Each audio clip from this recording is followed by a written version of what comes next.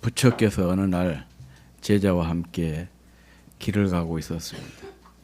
길을 가다가 길바닥에 종이가 떨어져 있는 것을 보고 제자에게 종이를 줍도록 했습니다. 그리고는 물었어요. 무엇에 쓰였던 것 같느냐라고 물었더니 제자가 이 종이를 주어서 이리 보고 저리 보고 심지어는 코로 냄새를 맡아보기도 하고, 그리고 하는 말이 아마도 향을 쌓았던 종이인 것 같습니다. 이 종이에서 향내가 납니다. 그리고 또 계속해서 길을 가고 갔습니다. 이번에는 길을 가다가 조그마한 새끼토막이 또 토막이 길에 떨어져 있는 것을 보고 그것을 줍도록 하고 또 같은 질문을 했어요. 무엇에 쓰였던 것 같냐? 그랬더니 이 제자가 냄새를 맡아보고는 아마도 생선을 묶었던 것 같습니다. 생선 비린내가 납니다. 라고 대답을 했습니다. 그러자 부처께서 제자에게 말을 했어요. 사람도 이와 같은 것이다. 본디 깨끗하지만은 누구를 만나고 또 무엇을 만나느냐에 따라서 향기가 나기도 하고 또 생선 비린내가 나기도 하는 것이다 라고 얘기를 했다는 유명한 일화, 대부분이 다 알고 있는 그런 얘기죠. 이 만남의 중요성을 참 실감나게 표현하고 있는 그 일화입니다. 인생은 흔히 만남의 연속이라 그렇게 얘기하지 않습니까? 그리고 인간은 만남의 존재입니다. 산다는 것은 결국 만난다는 그런 의미와 거의 비슷한 의미입니다. 그래서 살면서 누구를 만나고 무엇을 만나느냐에 따라서 삶의 방향, 또 삶의 내용, 또 삶의 질, 더 나아가서는 삶에 대한 평가가 달라지게 되는 것입니다. 사람은 서로 만나고 또 소통을 하면서 서로에게 영향을 주고받는 과정을 통해서 변하고 성장하기 때문에 그렇습니다. 만남은 우리를 더 넓은 세상으로 이끄는 문을 여는 열쇠이고 새로운 아이디어와 경험을 얻을 수 있는 기회입니다. 이렇게 우리의 삶을 풍부하고 다채롭게 해주는 것이 만남입니다. 그런데 이 소중한 만남 속에는 우리를 향기롭게 해주는 좋은 만남이 있는가 하면 비린내처럼 썩은 냄새, 악취를 나게 하는 그런 잘못된 만남이 있다는 것이죠. 이 잘못된 만남을 통해서 자기 자신은 물론이거니와 또 자손들, 심지어는 나라까지도 심각한 위기에 빠뜨린 한 사람 얘기를 오늘 여러분들에게 소개하려고 합니다. 그 주인공이 누구냐? 남쪽 유다의 네 번째 왕이었던 여호사밧이라고 하는 사람입니다. 이 여호사밧은 아사 왕의 아들이었는데 대체적으로 굉장히 신실하고 좋은 왕이었습니다. 훌륭한 왕이었습니다. 그는 백성을 하나님의 길로 인도하고 영적 부흥을 일으키는데 중점을 두었습니다. 특히 여호와께서 판결하신다라고 하는 그의 이름의 뜻처럼 백성들을 하나님의 말씀대로 이끌면서 이런 사회적인 공의와 또 신앙적 회복에 힘을 썼습니다. 그는 그의 아버지 아사의 종교개혁을 이어받아서 종교개혁을 계속해서 이어갔고, 그래서 전국에 아직도 해결되지 못한 바알 또 아세라 그런 신상들을 다 제거했습니다. 그리고 또한 신앙 교육을 제도화시킨 그런 분이 바로 여호사밧입니다. 그래서 각 지역으로 레위인 또 제사장, 지도자들을 파송을 해서 신앙 교육을 시키도록 그렇게 했어요. 사실 이게 그 성경을 통해서 이렇게 이런 그 제도 신앙 교육을 제도화 시킨 것은 참 흔치 않는 그런 일입니다. 그래서 이 여호사밧으로 인해서 유다는 영적으로 크게 부흥했고 또 경제적, 군사적으로도 강성했습니다. 그런데 그래서 열왕기 저자는 여호사밧을 이렇게 딱 한 줄로 평을 하고 있는데 여호와 보시기에 정직히 행하였다. 이 선한 왕들에 대한 성경의 평가입니다. 반대로 악한 왕들에 대한 성경의 평가는 오늘 본문에서 읽었던 18절 하반절에 나오죠. 그가 여호와 보시기에 악을 행하였으나, 이건 악한 왕들에 대한 성경의 평가입니다. 하나님 보시기에 악을 행한 사람은 악한 왕들이었고 하나님 보시기에 정직히 행한 사람들은 선한 왕이었습니다. 그러니까 여호사밧은 한마디로 하나님 보시기에 정직히 행했기 때문에 선한 왕이었던 것이죠. 그렇지만 그의 그 쭉 사적을 이렇게 살펴보면 한 가지 치명적인 실수를 한 것이 있습니다.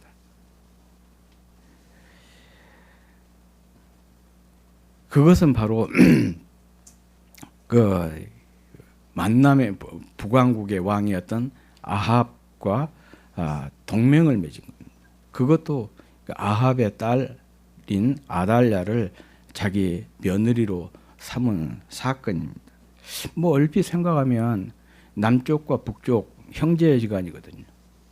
두 나라가 사이좋게 지내자, 이런 평화 동맹을 맺는 게 뭐가 그렇게 나쁜 일이냐, 오히려 좋은 일이 아니냐, 그렇게도 생각할 수 있지 않겠어요? 왜냐 그러면 솔로몬 이후에 남과 북으로 이스라엘이 나뉘게 되면서 두 나라 간에 계속해서 갈등 상황이었거든요.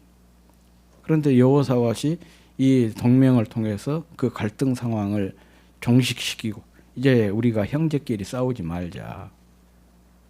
사실 그들 주변에는 이스라엘을 넘보고 있는 주변 나라들이 많이 있었거든요. 뭐 암몬이니, 모압이니, 아람이니, 블레셋이니, 또 아말렉이니, 뭐 이런 그 주변의 나라들이 호시탐탐 지금 이스라엘의 틈을 노리고 있으니 그런 상황에서 우리 동족끼리 똘똘 뭉쳐가지고 그런 외적들을 막아내자.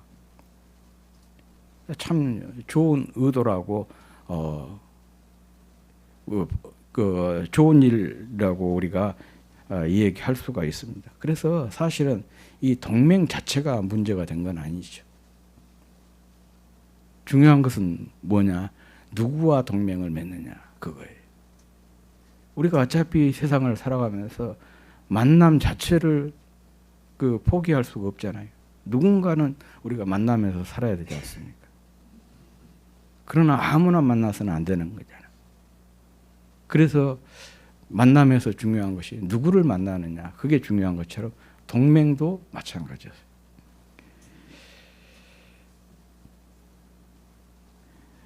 이 아합도 그렇지만요, 아합의 아내였던 이세벨은 악녀 중에 악녀로 악명이 높은 그런 사람입니다. 절대로 그들과 함께해서는 안 되는 그런 사람들이었어요. 특히 이 이세벨은 이 시돈의 제사장이고 왕이었던 엣바알이라고 하는 사람의 딸이었는데 열렬한 바알 숭배자였습니다. 그래서 그가 이스라엘 북왕국 아합과 결혼을 해서 아합 왕을 조종을 해서 아합 왕으로 하여금 이 바알과 아세라를 섬기도록 하고 전국에 이 바알과 아세라 목상을 세우고 신전을 세웠습니다. 또 그들을 섬기는 제사장들을 국가가 지원을 해가지고 많이 양성을 하고, 반면에 하나님을 믿는 사람들을 강제로 개종을 시키거나 아니면 하나님의 종들을 핍박하고 죽이는 그런 일들이 비일비재했어요. 그래서 오죽 했으면 엘리야가 하나님 앞에 그렇게 탄식하잖아요. 하나님, 이 여자 이세벨이 하나님의 종들 다 죽이고 이제 나만 남았습니다. 그렇게 탄식을 할 정도예요. 그래서 한마디로 말하면 이 북왕국을 완전히 우상천지로 만들어버렸던 그런 그 사람이 이세벨입니다. 이런 자를 가까이에서 그들의 딸을 며느리로 삼은 것은 이 여호사밧의 아주 치명적인 실수가 아닐 수가 없습니다. 그런데 이 아합과 이세벨의 딸 이름이 뭐냐면 아달랴거든요. 이 아달랴 역시 자기 어머니를 능가한 그런 악녀였어요. 성경에 역대하 24장 7절에 보면 영어 성경에서는 이렇게 이 아달랴를 표현하고 있습니다. 위키드 우먼이라고 그랬어요. 위키드란 말이 무슨 뜻이에요? 사악하다 그런 뜻입니다. 그냥 악한 여자가 아니에요. 사악한 여자라. 그렇게 표현을 하고 있습니다. 시아버지인 여호사밧이 죽고 남편 여호람이 왕이 되자 이 아달랴가 남편을 조종을 해서 자기 남편의 형제가 5형제인데 형제들을 그 5명이 있었는데 그 형제들을 다 죽이도록 했어요. 뿐만 아닙니다. 그 북왕국처럼 남왕국에도 바알과 아세라를 섬기도록 해서 그야말로 우상천지로 삽시간에 그 남왕국을 만들어 버린 거예요. 그래서 여호사밧의 계획을 단 한순간에 그냥 물거품으로 만들어 버렸던 사람이 바로 이 아달랴입니다. 이것이 끝이 아닙니다. 이 아달랴는 남편이 왕이 되어 8년 만에 죽자 그의 아들 아하시아가 왕이 되었거든요. 그런데 이 아하시아가 북왕국의 그 정변에 휘말려 가지고 1년 만에 죽게 돼요. 자기 아들이 죽으니까 그것을 기회로 해서 이 아달랴가 쿠데타를 일으킵니다. 쿠데타를 일으켜 가지고 심지어는 자기 손주들을 다 죽여버려요. 그리고 자기가 남왕국의 왕으로 여왕으로 등극을 하게 됩니다. 심지어는 자기 손주들이죠. 자기 손주들을 다 죽였어요. 다 죽이고 자기가 왕이 되었는데 그 성경을 보면 이렇게 한 이유가 뭐냐? 이 다윗 왕과의 혈통을 완전히 진멸하기 위해서 소멸하기 그 혈통을 끊어버리기 위해서 그렇게 했던 것입니다.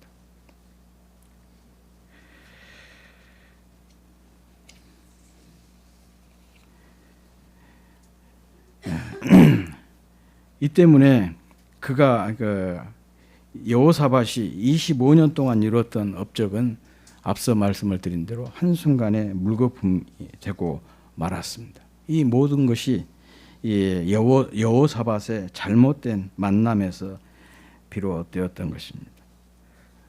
이런 의미에서 우리가 살아가는 데 있어서 만남이 얼마나 중요한지 그리고 얼마나 우리가 이 만남을 신중히 해야 되는지를 심심하게 교훈을 주고 있습니다. 프랑스의 시인이면서 우화 작가인 장 드 라퐁텐이라고 하는 사람의 전갈과 개구리라고 하는 그 동화가 있습니다. 지난주에도 개구리 이야기를 했는데 오늘도 또 개구리 이야기를 하겠습니다. 전갈 한 마리가 물가에 서서 강을 건너려고 하고 있습니다. 그런데 이제 헤엄을 칠 수가 없으니까 거기서 서성거리고 있는데 마침 그때 개구리 한 마리가 나타났어요. 그 전갈이 개구리에게 부탁을 합니다. 내가 강을 건너야 되는데 나를 등에 업고 강을 좀 건너달라 부탁을 합니다. 그러니까 개구리가 이렇게 얘기해요.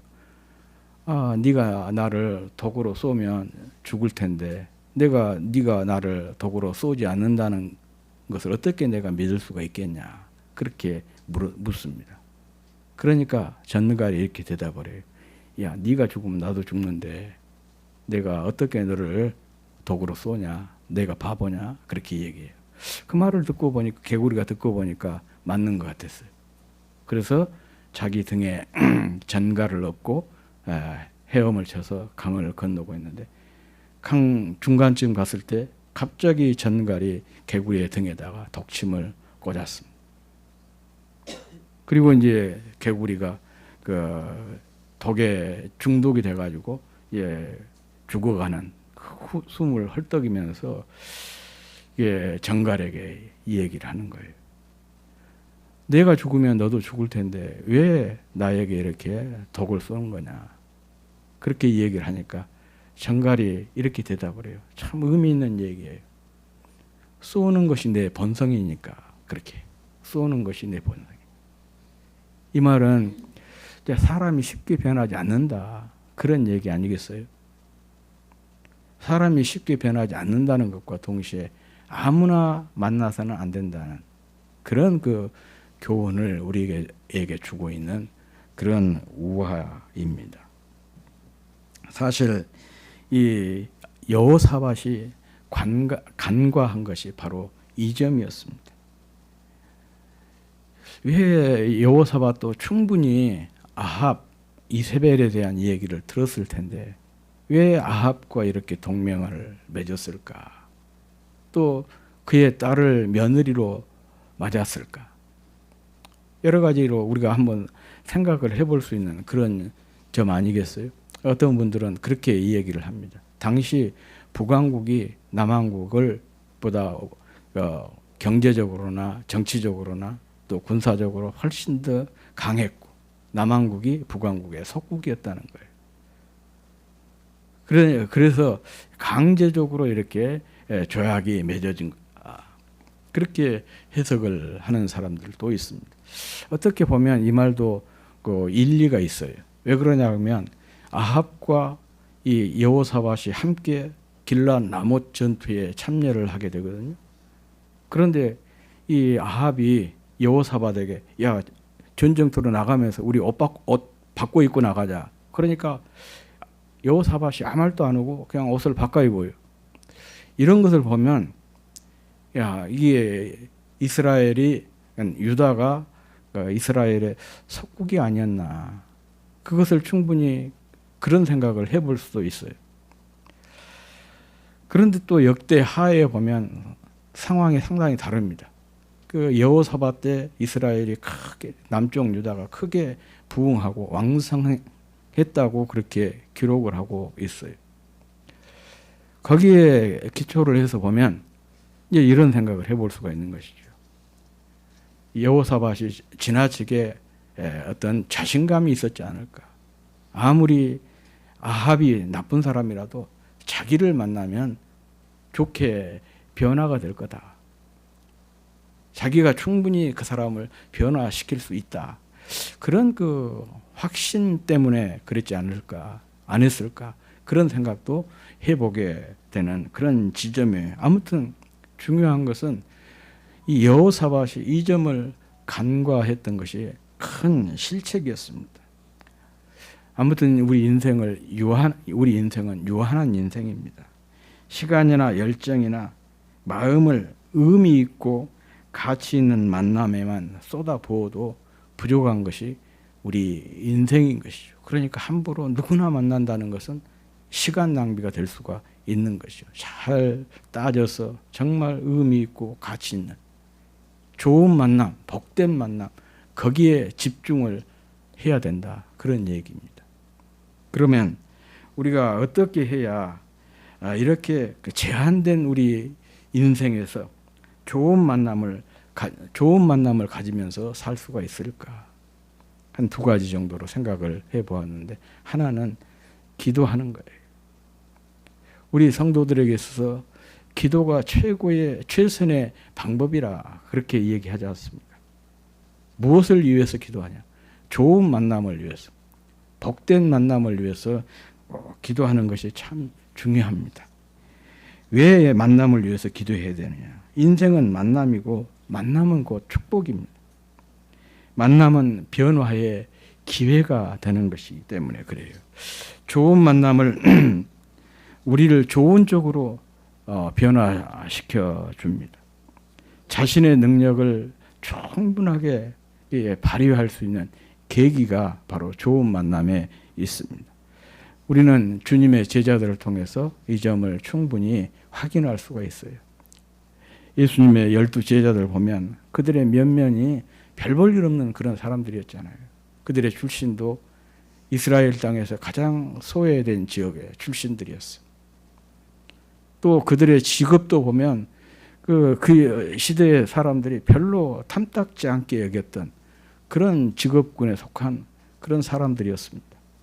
그래서 성경을 보면 갈릴리 사람 그러면 하나의 그것은 관용어예요. 불황무식한 사람. 거기에 대한 그 관용적인 표현이 갈릴리 사람입니다.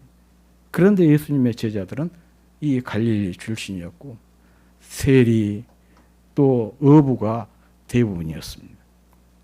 이런 그들이 주님을 만나서 변화가 된 것이죠. 주님의 제자가 되고 또 하늘나라의 기둥과 같은 존재가 되었습니다.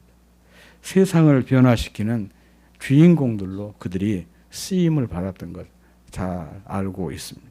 적어도 믿는 사람들이라면 베드로와 요한을 모르는 사람은 없을 것입니다. 어떻게 갈릴리 벽촌에서 또 그 별 볼 일 없는 직종에 종사하던 그들이 이렇게 모든 사람들이 기억할 만한 유명인으로 바뀌게 된 이유가 어디가 있겠습니까? 그것은 주님을 만났기 때문에 가능했던 일 아니겠습니까? 어떤 글을 읽다가 어느 분의 그 짤막한 그 이야기를 하나 읽었어요. 어떤 분이 미국 오클랜드에서 샌프란시스코로 향하는 비행기를 탔대요. 그런데 이분은 비행기 가운데 좌석을 너무 싫어한대.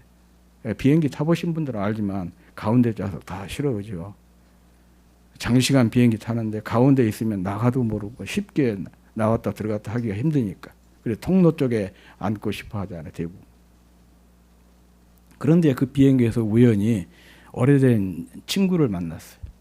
친구와 함께 빈 좌석에 앉아서 이렇게 이 얘기를 한참 하고 있는데 기내 방송이 을 통해서 친구를 찾는 그런 방송이 흘러나왔습니다. 이 친구가 손을 들어서 표하니까 승무원이 다가와가지고 선생님 비행기 이륙 시간이 다 됐는데 당신의 자리인 1등석으로 가주시면 좋겠습니다. 그렇게 요청을 했어요. 그랬더니 이 친구가 이렇게 대답하는 거예요. 아닙니다. 저는 여기 있겠습니다. 1등 친구와 함께 이 2등석에서 가겠다. 그렇게 이 얘기를 한 거예요. 그랬더니 이 말을 듣고 승무원이 미소를 짓고 이 이야기를 들었던 그 기내에 있던 사람들이 두 친구에게 박수를 보낸 거예요. 잠시 후에 이 승무원이 와가지고 그렇게 얘기합니다. 이 일반석은 매진이 되어서 안 되고 1등석에는 자리가 있습니다. 당신의 1등 친구와 함께 1등석에서 석으로 가십시오. 그렇게 해서 1등석으로 두 사람을 인도했다. 그래서 이분은 2등석의 그 가운데 그 자기가 앉기 싫었던 그 자리에 이를 앉고 비행을 했어야 되는데 친구 덕분에 1등석에서 편안하게 친구와 이렇게 그 대화를 하면서 비행을 할 수가 있었다. 그런 그 내용이었어요. 이 얘기를 읽으면서 그런 생각을 했습니다. 우리 인생도 2등도 못 되고 3등 인생인데 그런데 이렇게 1등 인생으로 살아갈 수가 있는 것이 정말 그 좋은 친구 되신 우리 주님을 만났기 때문에 이런 것이 아닌가. 이것이 바로 신앙생활이 아닌가. 그런 생각을 해보게 되었습니다. 그렇습니다. 이렇게 만남이라고 하는 것이 참 중요한 것이죠. 그래서 우리가 이런 만남을 위해서 늘 기도해야 돼요. 혹시 여러분들 아침에 일어나면 제일 먼저 무슨 기도를 하십니까? 아니면 직장을 가거나 일터로 향할 때, 집을 나설 때 제일 먼저 드리는 기도가 무엇입니까? 뭐 아예 기도도 안 하신 분들이 대부분일 것 같은데, 꼭 내일 아침부터 일어나서 제일 먼저 꼭 기도로 하루를 시작하시고, 또 집을 출발할 때 꼭 기도로 하루를 열었으면 좋겠습니다. 그런데 무슨 기도를 드리냐? 이 만남을 위한 기도를 꼭 했으면 좋겠어요. 오늘도 내가 무엇인가를 만나야 되는데 의미 있고 가치 있는 좋은 만남으로 내 삶이 오늘 하루 채워지게 해주십시오. 그런 기도로 하루를 열었으면 참 좋겠고, 어떤 또 집을 나설 때도 그렇게 했으면 좋겠어요. 자신뿐만 아닙니다. 자녀들을 위해서도 마찬가지예요. 자녀들을 축복할 때 이렇게 기도를 해 주셨으면 좋겠어요. 아이들의 만남을 위해서 늘 기도해야 됩니다. 정말 오늘도 학교에서 아니면 자기의 삶의 이 상황 속에서 좋은 만남들이 풍성하게 이루어지도록, 그런 만남으로 아이의 인생이 채워질 수 있도록 그렇게 기도해 주시면 참 좋겠다 싶습니다. 이렇게 우리가 예배를 드리는 것도 마찬가지입니다. 여러분 예배 자리에 와서 어떤 기도를 하십니까? 물론 기도할 것들이 많이 있겠죠. 그러나 가장 중요하게, 가장 우선적으로 기도해야 될 것도 바로 이 점이에요. 만남을 위한 기도예요. 예배라고 하는 것이 뭡니까? 주님과 만남이잖아요. 주님과 만나는 시간입니다. 오늘 내가 특별하게 이렇게 시간을 내서 이 자리에 왔는데 1시간 동안 예배하면서 그냥 흐지부지하게 의미 없이 이 시간을 보내지 않고 정말 이 예배를 통해서 주님을 뜨겁게 만날 수 있도록, 주님과의 이런 인격적인 만남이 이루어지도록, 내 삶의 변화는 다른 어떤 외적인 것에 있지 않습니다. 주님과의 만남에 있어요. 주님을 뜨겁게 만나야 내 마음이 변하고 내 인생이 변하고 내 삶이 변하게 되는 것이거든요. 그래서 이 만남을 위해서 꼭 기도해야 됩니다. 예배의 질을 결정짓는 것은요, 외적인 데 있지 않습니다. 하나님과의, 주님과의 만남에 있는 것입니다. 이 만남을, 주님과의 그 뜨거운 만남이 이루어지면 그 예배는 질적으로 그 풍성한 예배가 되는 것이고 성공적인 예배가 되는 거예요. 만약의 경우에 내가 예배를 드려도 그런 경험이 없다, 만나지 못했다, 허탕치는 거죠. 적어도 우리가 여기 와서 시간을 들이면서 예배를 드렸는데 그런 일들이 일어나지 않도록, 그래서 예배당에 와서 기도할 때 먼저 깊이 이 기도를 드려야 돼요. 오늘 주님 만나고 싶습니다. 저를 만나 주십시오. 정말 뜨겁게 만나 주십시오.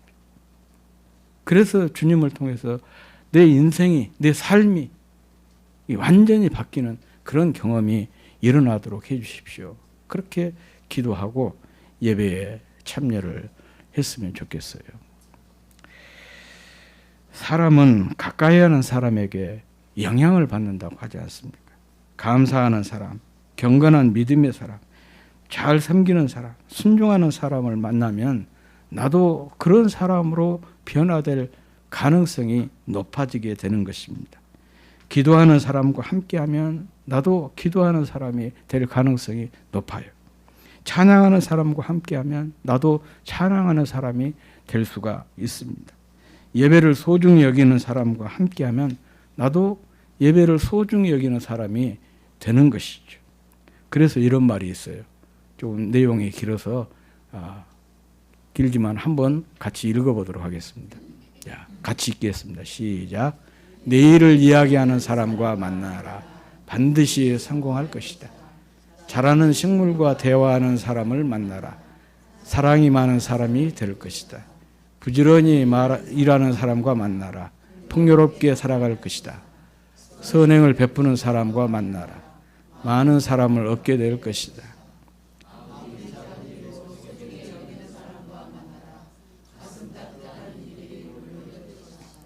언제나 밝게 웃는 사람과 만나라.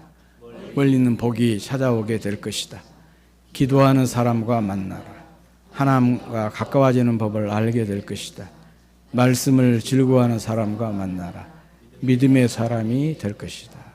아멘. 예, 그렇습니다. 만나는 사람이 중요하고 가까이 하고 만나는 사람의 영향을 받는다는 것 아니겠습니까? 그러므로 우리가 어떤 만남에 앞서서요, 이것을 늘 생각을 해봐야 돼요. 내가 함께하는 사람, 내가 만나는 사람이 어떤 사람인가를 살피는 것이 참 중요합니다. 그 사람이 주님 앞에 복을 받은 사람인가? 주님을 가까이 하는 사람, 주님의 은총을 입은 사람인가? 이렇게 확인해 보는 것이 참 중요합니다. 그가 주님께 복을 받은 사람이라면 그와 함께한 나도 주님의 복을 받을 수가 있어요. 그가 주님을 가까이 하는 사람이라면 그와 함께한 나도 주님을 가까이 하게 되는 것이죠. 그가 주님께 은총을 입은 사람이라면 그와 함께한 나도 주님의 은총을 입을 가능성이 높아지게 되는 것입니다. 그래서 이런 만남을 가리켜서 좋은 만남이라 그렇게 이 얘기를 한 것이고, 이런 만남을 위해서 기도하라는 것이고, 여기에서 한층 더 나가서 이런 만남에 집중하고 이런 만남을 잘 가꾸라는 것입니다. 세상에 저절로 되는 것은 아무것도 없습니다. 뿌린 만큼, 내가 땀을 흘린 만큼 거두게 되는 것 아니겠습니까? 정원사가 없는 정원은 없습니다. 가꾸지 않은 정원은 이미 정원이 아니죠. 그저 잡초만 무성한 황무지일 뿐인 것입니다. 정원은 가꿀수록 아름답고 가꿀수록 가치가 더해지게 되는 것입니다. 만남도 마찬가지입니다. 정원을 가꾸고 또 텃밭을 가꾸고 나무를 가꾸듯이 만남도 잘 가꿔야 돼요. 정성껏 잘 가꾸는 것이 참 중요한 것입니다. 그래야 좋은 만남, 복된 만남, 행복한 만남이 됩니다. 일상에서 좋은 만남의 복을 듬뿍 누릴 수 있도록 항상 기도하는 여러분이 되시기를 주의 이름으로 축복합니다. 그리고 만남을 잘 가꾸어서 복된 인생, 행복한 인생이 되시기를 주의 이름으로 축복합니다.